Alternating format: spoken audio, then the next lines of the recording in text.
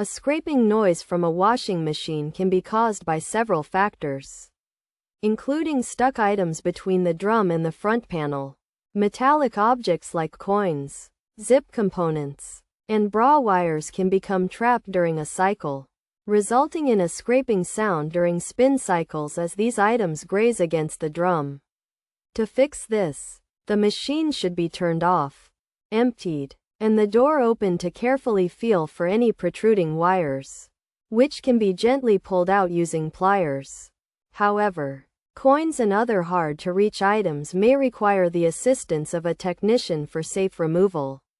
Another possible cause of the scraping noise is a dented bottom plate, which can occur due to transportation or handling, causing metal-to-metal friction with the drum.